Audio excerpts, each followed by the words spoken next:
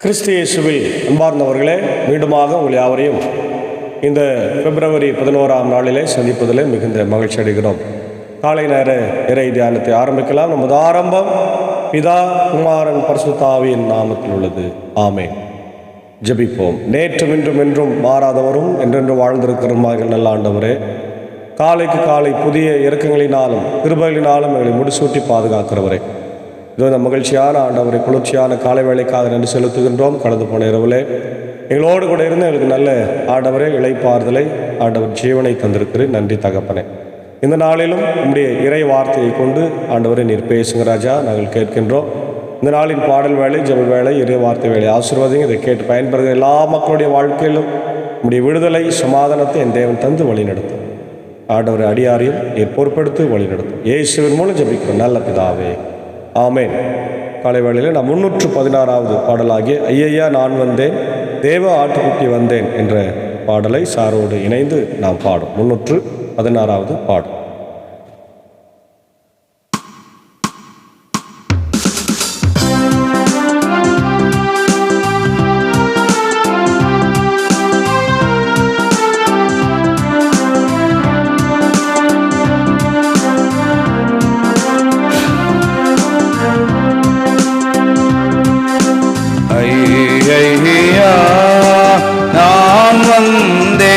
தேவ ஆட்டுக்குட்டி வந்தேன், தேவ ஆட்டுக்குட்டி வந்தேன்.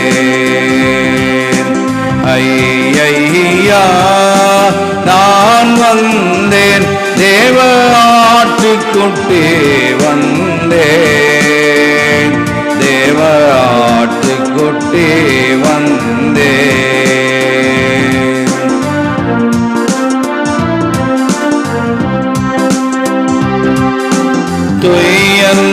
சோரேர் ஆவியனக்காய் சிந்தி தோஷ்டன் என்னை அழைத்தீர். துயன் நீர் சோரே ஆவியனக்காய் சிந்தி தோஷ்டன் என்னை அழைத்தீர். தயை செய்வோம் என்று இதை அல்லாது போக்கில்லை, தேவாட்டு கொட்டி வந்தேன். தயை செய்வோம் என்று இதை அல்லாது போக்கில்லை, தேவாட்டு கொட்டி வந்தேன். ஐயா நான் வந்தேன், தேவ ஆட்டுக்குட்டி வந்தேன், தேவ ஆட்டுக்குட்டி வந்தேன்.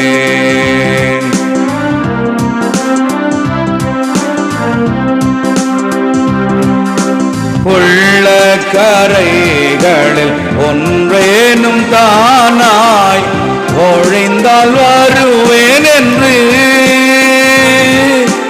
உள்ள கரைகளில் ஒன்றேனும் தானாய் ஒழிந்தால் வருவேன் என்று, நில்லன் தெள்ளம் முதிரம் கரையாவும் தேர்ந்தேடும் ஏமாட்டு கொட்டி வந்தேன்.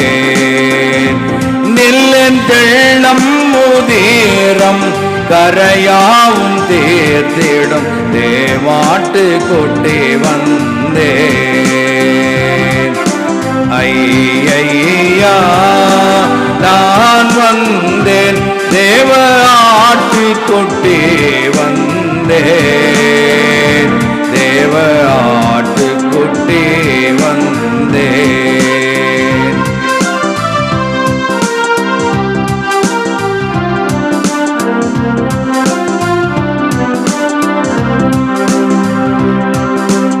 எண்ணம் வெளியே போராட்டங்கள் உட்பயம் எத்தனையோ,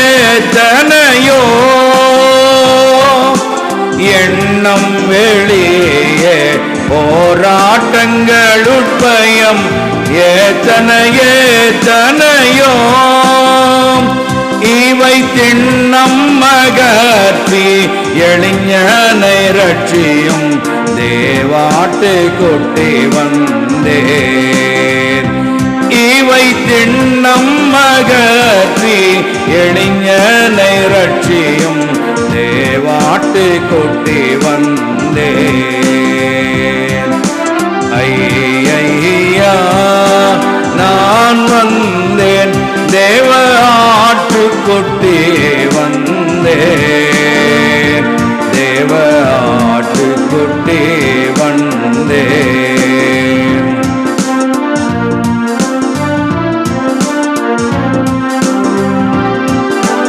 ஏற்றுக்கொண்டு மன்னிப்பேந்து சுத்திகரித்து என்னை அரவணையும்.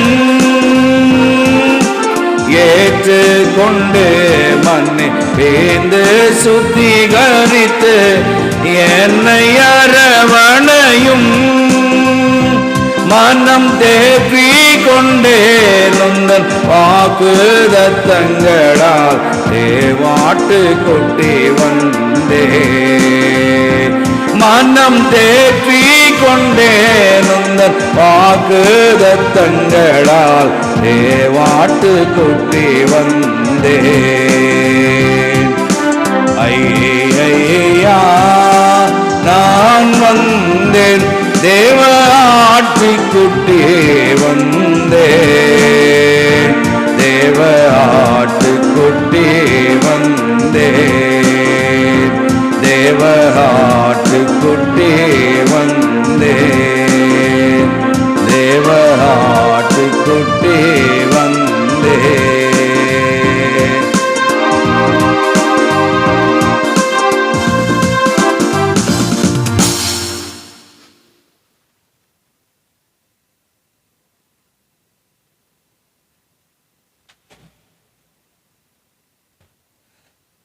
கிறிஸ்துவில் அன்பார்ந்தவர்களே, மீண்டுமாக உங்கள் யாவரையும் இயேசுவின் திருப்பெயரிலே இந்த காலை நேரத்தில் அன்போடு வாழ்த்தி வரவேற்கின்றோம். இந்த நாளிலும் நாம் தியானிக்கும்படியாய் தெரிந்து கொண்ட கடவுளுடைய வார்த்தை, அது பழைய ஏற்பாட்டின் பகுதி. யோவேல் எழுதிய தீர்க்க தரிசன புத்தகம், முதல் அதிகாரம். இதில் இந்த புத்தகத்தில் யோவேல் இறைவாக்கினரை பற்றி, அவரது பணியை பற்றி நாம் மிக சிறப்பாய் அறிந்து கொள்கின்றோம். இந்நூல் கிமு 5ஆம் அல்லது 4ஆம் நூற்றாண்டில் பாரசீகரின் ஆட்சி காலத்தில் எழுதப்பட்டிருக்க வேண்டும் என்று சொல்லப்படுகிறது. பாலஸ்தீனத்தில் ஏற்பட்ட கொடும் வறட்சி, வெட்டுக்கிளிகள் விளைவித்த அழிவு ஆகியவற்றை கடவுளின் நாளுக்கும் கடவுளின் நீதியை எதிர்ப்பவர்கள் மீதும் வரவிருந்த தண்டனைக்கும் முன் அடையாளங்களாக இறைவாக்கினர் யோவேல் கருதுகின்றார்.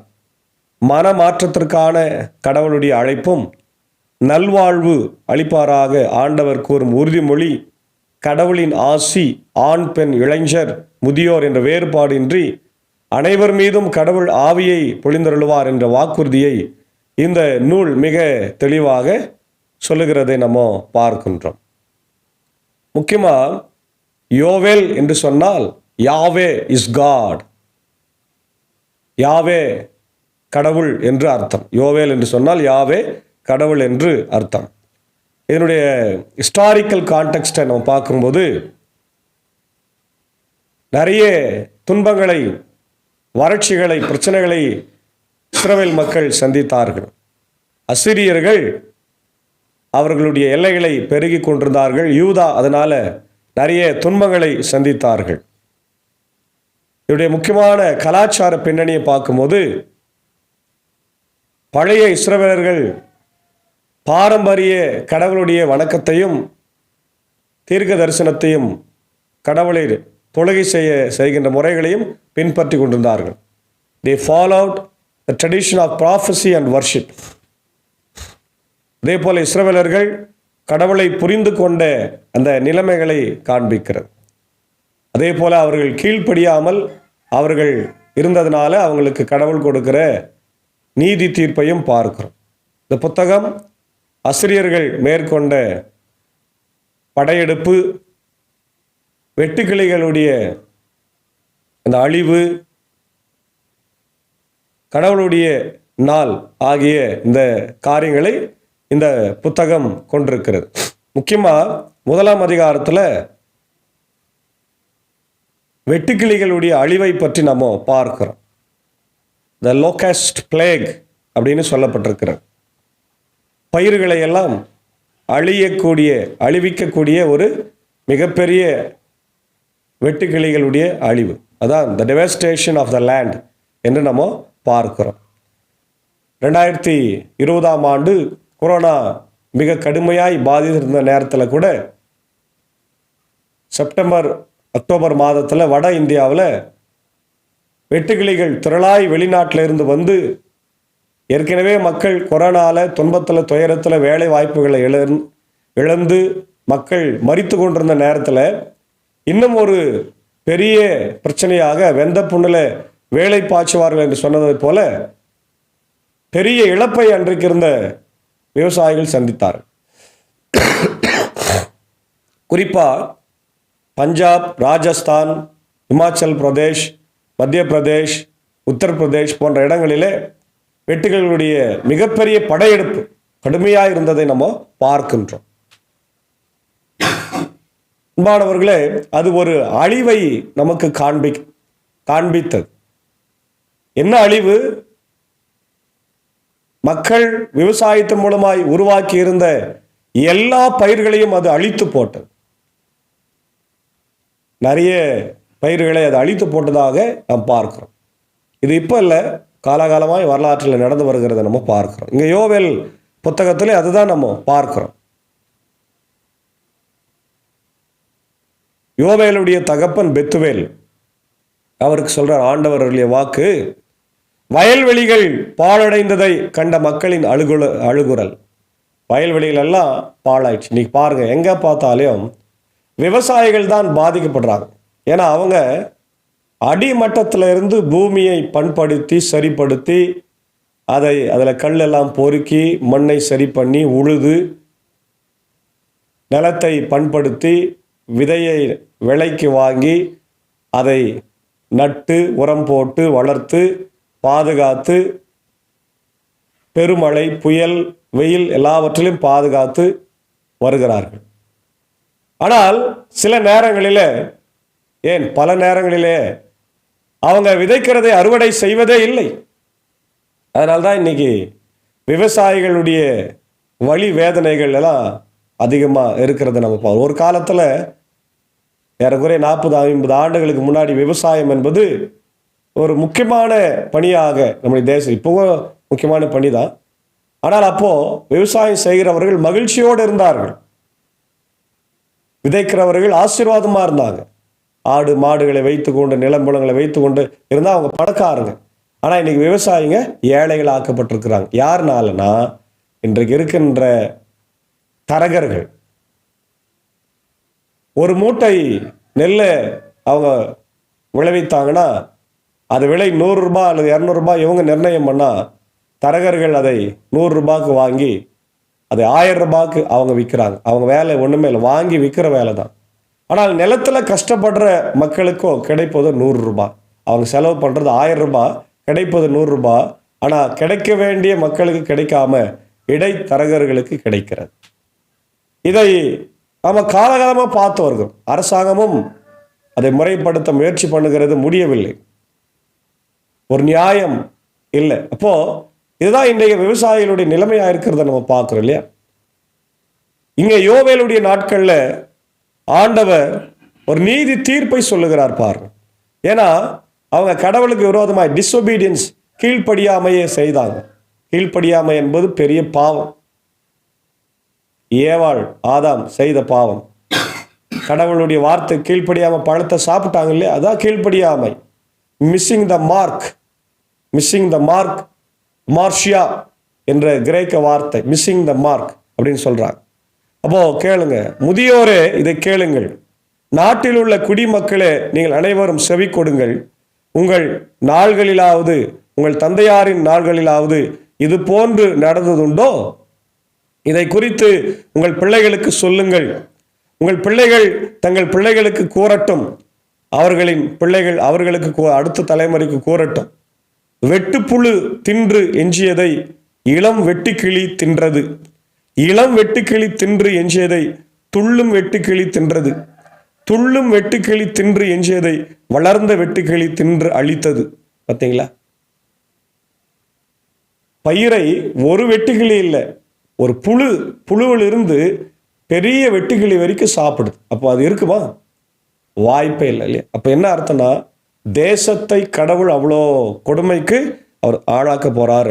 அவர் சொல்றார், குடி வெறியர்களே விழித்து எழுந்து அழுங்கள், திராட்சை ரசம் குடிக்கிறவர்களே நீங்கள் அனைவரும் இந்த இனிப்பான திராட்சை ரசத்திற்காக புலம்புங்கள், ஏனெனில் அது உங்கள் வாய்க்கு எட்டாமற் போயிற்று. வாய்க்கு எட்டலையா? எட்டாமற் போயிற்று. ஆற்றல் மிக்க எண்ணிக்கையில் அடங்காத வேற்றின ஒன்று என் நாட்டிற்கு எதிராக எழும்பி நிற்கிறது. அதுதான் அசிரியர்கள். அசிரியர்கள் இஸ்ரவேலை பிடிக்கிறதுக்கு தயாரா வராங்க. அதுதான் ஆண்டவர் சொல்றாருங்க. அதன் பற்கள் எப்படி இருக்குதா பாரு, சிங்கத்தின் பற்கள், பெண் சிங்கத்தின் கடைவாய் பற்கள் அதற்கு உண்டு. பொதுவாக சிங்கமே பயங்கரமா இருக்கும். அதில் ஆண் சிங்கம் பெண் சிங்கம் சேர்ந்தா அவ்வளோதான் அந்த இடம் இல்லையா? சொல்றார், என்னுடைய திராட்சை கொடிகளை அது பாழாக்கிற்று, அத்திமரங்களை முறித்து போட்டது, அவற்றின் பட்டைகளை முற்றிலும் உரித்து கீழே எறிந்தது, அவற்றின் கிளைகள் வெளியே போயின. தேசம் பாழாக்கப்பட்டது என்பதை இங்கு ஆண்டவர் சொல்லுகிறார். கணவனாக வரவிருந்தவனை இழந்ததால் சாக்கு உடை உடுத்தி கொள்ளும் கன்னி பெண்ணை போல கதறி அழுங்கள். ஆண்டவரது இல்லத்தில் தானிய படையிலும் நீர்ம படையிலும் இல்லாமல் ஒளிந்து போயின. ஆண்டவருக்கு ஊழியம் செய்யும் குருக்கள் புலம்பி அழுகின்றார்கள். பார்த்தீங்களா? கல்யாணம் பண்ண போற ரெடியா இருந்த மணமகன் வர வழியில் இறந்துட்டாருன்னு சொல்றாங்க. ஆக்சிடென்ட் ஆயிடுச்சு அப்படின்னு பார்க்குறோம், நியூஸ்ல எவ்வளோ பார்க்குறோம். திருமணம் முன்னாடி இறந்து போறாங்க, திருமணம் ஆகி உடனே இறந்து போறாங்க, எவ்வளோ பார்க்குறோம். அது போல திருமணத்திற்காக ஆயத்தமா இருந்த மகள் விதவை ஆயிட்டாளே அப்படின்னு அழுங்க அப்படின்னு சொல்றாங்க. அதே போல ஆண்டவருடைய ஆலயத்தில் ஆராதனைகள் நடைபெறவில்லை. நம்முடைய கொரோனா காலத்தில் எப்படி ஆராதனை நடைபெறவில்லையோ அதுபோல இஸ்ரவேலிலே ஒரு குறிப்பிட்ட காலத்தில் ஆராதனைகள் நடைபெறல, பலிகள் செலுத்தப்படவில்லை, தானிய படையிலும் நீர்ம படையிலும் செலுத்தப்படவில்லை. குருக்கள் ஆசாரிகள் அழுது புலம்பினார்கள்.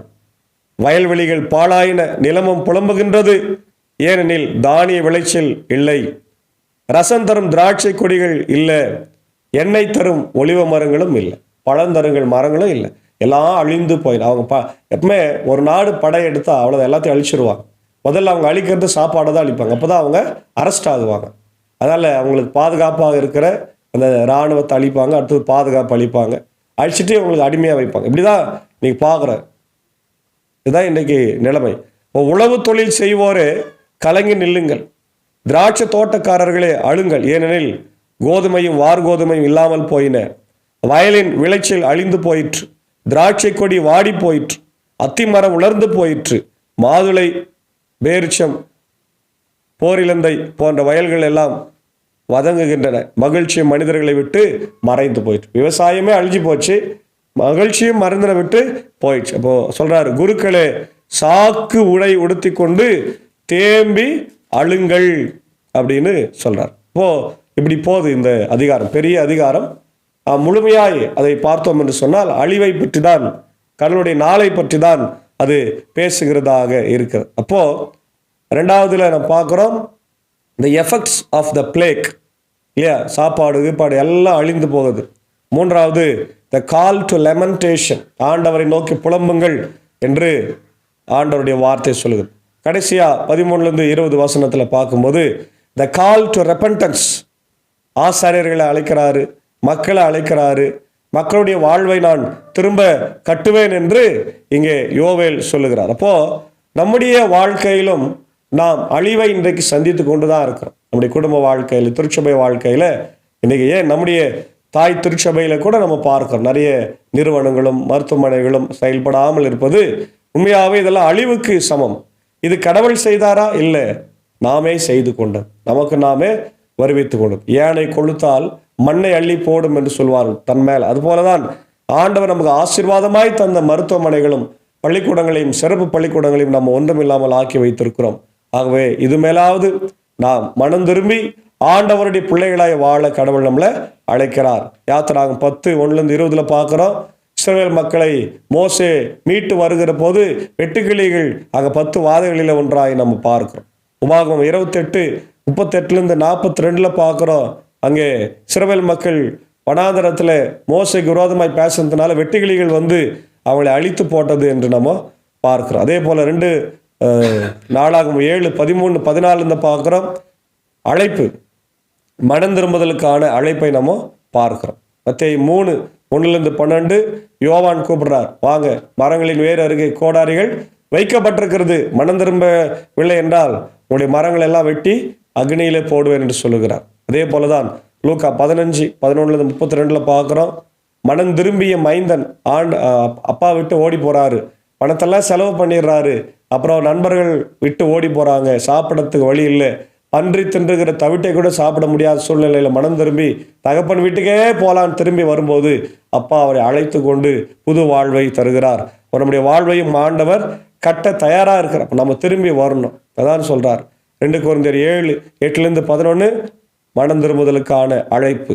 அதே போல ஆமோஸ் 4:6-13, ஆகாய் 1:1-11, வெளிப்படுத்தின விசேஷம் 6:1-8 இவை எல்லாமே இந்த பகுதியில் நமக்கு கிராஸ் ரெஃபரன்ஸாக தரப்பட்டிருக்கிறது. அதே போல் இதில் முக்கியமான தீம் என்னன்னா ரிப்பன்டன்ஸ், மனம் திரும்புதல். ஆண்டவர்கிட்ட திரும்பி வாருங்க. ரெஸ்டோரேஷன், ஆண்டவர் நம்முடைய வாழ்வை கட்டுகிறார், திரும்ப கட்டுகிறார், அதுதான் ரெஸ்டோரேஷன்.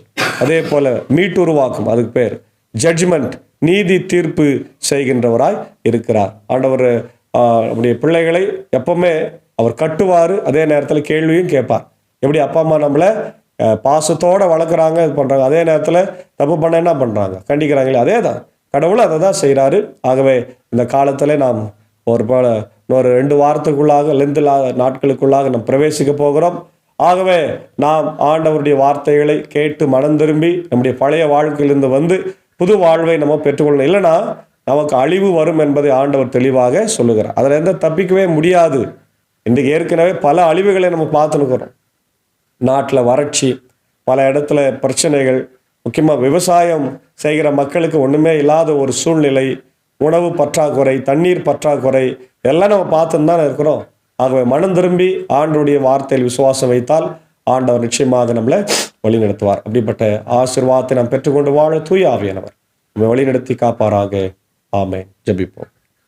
நேற்றும் இன்றும் என்றும் மாறாதவர், எங்களோடு கூட இருக்கிறவருமாக எங்கள் திரியேக கடவுளே, புதிய ஆசீர்வாதங்களினாலும் கிருபைகளினாலும் எங்களை முடிசூட்டி பாதுகாக்கிறவரே, எங்கள் தாயே, எங்கள் தகப்பனே, எங்கள் நண்பனே, எங்கள் தோழனே, எங்கள் தோழியே உம்மை ஸ்தோத்திரிக்கிறோம். ஒவ்வொரு நாளும் கிருபையாய் எங்களை காத்து வழி நடத்துகிறேன், அன்பு செலுத்துகிறேன். ஆண்டவரே, தகப்பன் பிள்ளைகளுக்கு இறங்குது போல எங்களை ஆண்டவர் இறங்கி காக்கிறேன். நாங்கள் உமக்கு விரோதமாய் பாவம் செய்தால், அக்கிரமம் செய்தால் எங்களை மன்னிக்கிறீர். ஆண்டவர் மீட்டுருவாக்கு செய்கிறீர், மனம் திரும்ப அழைக்கிறீர், எடுத்து கட்டுகிறீர். ஆண்டவர் நீதி தீர்ப்பு செய்கிறீரே, உமக்கு ஸ்தோத்திரம். காலை நேரத்தில் கூட இந்த இறை வார்த்தைகளை கேட்டுக்கொண்டிருக்கிற எங்கள் மக்கள் யாவரையும் ஆசீர்வதிங்க. நாங்களும் மனம் திரும்பி புது வாழ்வை வாழ வேண்டும், இல்லை என்றால் அழிவு நிச்சயம் என்பதை சொல்லியிருக்கிறேன். உங்களுடைய வருகை ஆயத்தமாக இருக்கிறது, உலகம் அதுக்காக ஆயத்தப்படுகிறது. எங்கே பார்த்தாலும் போர்கள், எங்கே பார்த்தாலும் இயற்கை பேரிடர்கள், அழிவு எல்லாற்றையும் பார்க்கிறோம் ராஜா. உங்களுடைய வருகைக்காக எங்களை ஆயத்தப்படுத்தி கொள்ள ஆண்டவரே எங்களுக்கு கிருபை தார். உலகம் முழுக்க இருந்து இந்த வார்த்தைகளை கேட்கின்ற மக்கள் யாவரையும் ஆசீர்வதிங்க. குறிப்பாக ஆண்டவர் அயலக தமிழ் மக்கள், இந்தியாவில் இருக்கிற மக்கள், ஆண்டவர் இந்தியாவில் இருக்கிற தமிழக மக்கள், இந்திய சுவிசேஷ லுத்தரன் திருச்சபை தாய் திருச்சபை, ஆண்டவரே இதனுடைய எல்லா பாஸ்டர்ஸ், சபையின் மக்கள்,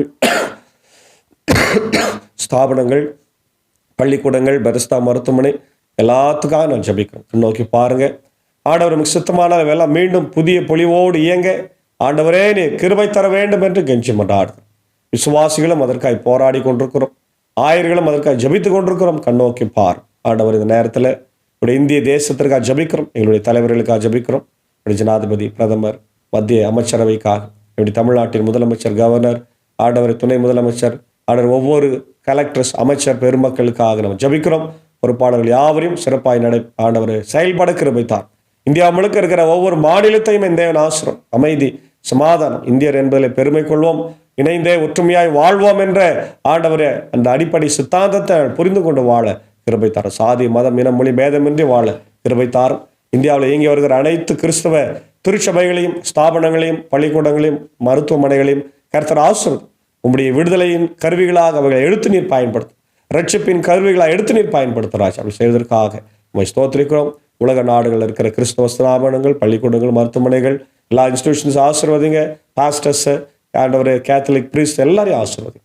குறிப்பாக America, UK, Australia, New Zealand, Philippines, gulf கண்ட்ரிஸ்க்காக, ஆண்டவர் உலக நாடுகளுக்காக, ஆண்டவரே உலக நாடுகள் அமைதி சமாதானத்துக்காக வேண்டிக் கொள்கிறோம். போர்கள், பதற்றங்கள் எல்லாம் மாறி ஆண்டவரே மனித நேயமிக்க மக்களாய் நாங்கள் வாழ கிருபை தாங்க. நாளிலே ஆண்டவரே பலவீனமாக இருக்கிறவங்க, சுவீனமாக இருக்கிறவங்க, படுக்கையில் இருக்கிறவங்க ஜபிக்கிறோம். குறிப்பாக என்னுடைய ஆண்டவரே தீபா, ஏழுமலை, வனச்சம்மா, ஆலன் ரஃபியா, லதா சிஸ்டருக்காக, ஆண்டவருடைய அருமையான சாலமோன் சாருடைய அன்பு தாயார் அமுதம்மாவுக்காக ஜபிக்கிறோம். ஆண்டவர் கொடுத்து வருகிற ஆண்டவர் சுகத்திற்காக நன்றி. ஆண்டவர் இன்னும் பரிபூர்ண சுகத்தை கொடுத்து வீடு திரும்பி உங்களுக்கு நன்றி செலுத்த கிருபித்தார். நம்முடைய ஊழியத்தை செய்கிற சாலமோன் சாரின் குடும்பத்தையும் ஆசீர்வதியும். அடியன் பணியாற்றுகிற பாப்பனப்பள்ளி போதக வட்டத்தை ஆசீர்வதியும். பாப்பனப்பள்ளி, மின்னூர், வடகர், மேல் சனம், திருச்சபையின் குடும்பங்களை ஆசீர்வதியும். குறிப்பாய் பாப்பனப்பள்ளி திருச்சபையுடைய கட்டுமான பணிகளுக்காக ஜபிக்க நிறைய தடைகள் வருகிறது, நிறைய பண தேவைகள் உண்டு. இதை கேட்கிறவர்கள் ஒருவேளை மனமறிய உதவி செய்தால் ஆண்டவர் நலமாயிருக்கும். தொடர்ந்து ஆண்டவர் இந்த ஊழியத்தில் எங்களோடு இருக்கிறேன். அன்பர் சாருக்காக, ஏஞ்சக்காவுக்காக, அன்பான பிள்ளைகள், மாத்தால் மறைகளுக்காக ஜபிக்கிறோம். குடும்பங்களை ஆசீர்வதியும், வழிநடத்தும், தேவலை சந்தியும். இசையின் வழியாக எங்களை ஆண்டவரே மகிழ்ச்சி கடலில் ஆழ்த்துகின்ற இப்படி அருமையான கர்த்தாவை சாக்கு சாருக்காக, அருமையான பிரித்த டீச்சருக்காக ஜபிக்கிறோம். குடும்பங்களை ஆசிரியர் பணியை ஆசீர்வதியும். தொடர்ந்து அடியனையும் குடும்பத்தை எடுத்து நீர் பயன்படுத்தும். ஆண்டவரே இந்த அருமையான இறை வார்த்தைகளை ஒவ்வொரு நாளும் கேட்டு பயன்பெறுகிற விசுவாசிக்கிற எல்லா மக்களுக்கும் இந்த இறை ஆசிரியர்களை தாரும். விடுதலையின் ஆண்டவரை ஆசீர்வாதத்தை தந்து வழிநடத்தும், வியாதிகளை பலவீனங்களை மாற்றும் சமாதானத்தை என் தேவன் தாரும். ஆண்டவர் இந்த நேரத்தில் பிறந்த நாளை காணுகின்ற என்னுடைய வேலூர் கிறிஸ்தலுத்திரன் பேராலயத்தினுடைய அன்புக்குரிய பொருளரும் ஆபர் கண்கடைய மேல்நிலைப்பள்ளியினுடைய ஆண்டவரே பொறுப்பு முதல்வராக இருக்கிற திரு ஜான்சன் சாருடைய அன்பு மகள் ஆண்டவர் பிள்ளை ஜுனைட்டா ஜான்சன் அவர்களுக்காக ஜபிக்கிறோம். இந்த நாளிலே பிறந்த நாளைக்கு நன்றி செலுத்துகிற பெரிய பாக்கியத்தை தந்திருக்கிறீர். கடந்த வந்த பாதைகளிலே அன்பு மகளை வாழை பருவத்தில் கொண்டு வந்திருக்கிறீர். நல்ல விசுவாசமுள்ள குடும்பத்தில் தந்திருக்கிறீர், நன்றி செலுத்துகிறோம். மகள் ஆண்டவரே பயிற்சியை முடிக்க செய்தீர். தொடர்ந்து பணியாற்றும்படியாக கர்த்தர் கொடுத்திருக்கு, நன்றி ஆண்டவரே. தொடர்ந்து மகள் வெளிநாடு செல்ல ஆண்டவரே எடுத்துக்கொண்டிருக்கிற எல்லா முயற்சிகளை கூட கர்த்தர் ஆசீர்வதிங்க. இப்படி அன்பு தகப்பனார் ஜான்சன் சாருக்காக, அன்பு துணையார் இப்படி திங்கள் டீச்சருக்காக, ஆண்டவரே அன்பு தம்பி கிங்ஸ்க்காக நான் ஜபிக்கிறோம். உடைய மனைவிக்காக ஜபிக்கிறோம். குடும்பத்தை ஆசீர்வதி. குறிப்பாக அவருடைய அன்பு தகப்பனாருக்காக நான் ஜபிக்கிறோம். மேத்யூஸ் ஐயாவுக்காக, சௌந்தராணி அம்மாவுக்காக ஜபிக்கிறோம். மூத்த விசுவாசிகளாக எங்கள் திருச்சபையில் தந்திருக்கிறீர். அவர்கள் ஆற்றிய தொண்டுகளுக்காக, பணிகளுக்காக ஸ்தோத்திரம். தொடர்ந்து குடும்பங்களை ஆசீர்வதியும், வழிநடத்தும். இன்னும் யாரெல்லாம் பிறந்த நாளை, திருமண நாளை காணுகிறார்களோ எல்லாருக்கும் ஆசீர்வாதத்தை தந்து வழிநடத்தும். இந்த நாளின் ஆண்டவரை பணிகள், இறைப்பணி, ஆண்டவரே சமூக பணி எல்லாவற்றையும் எங்களுக்கு ஆசீர்வாதம். எங்களுடைய பயணங்களுக்கு கர்த்தர் ஆசீர்வாதம். துதி கன மகிமை உமக்கே செலுத்துகிறோம். இறை மைந்தன் இயேசுவின் திருப்பெயரில் ஜபிக்கிறோம் நல்ல பிதாவே, ஆமென். நமது ஆண்டவராக இயேசு கிறிஸ்துவின் கிருபை, பிதாவாகிய தேவனுடைய அன்பு, பரிசுத்த ஆவியின் ஐக்கியம் நம்முடையவரோடு கூட இருப்பதாக. ஆமென். God bless you.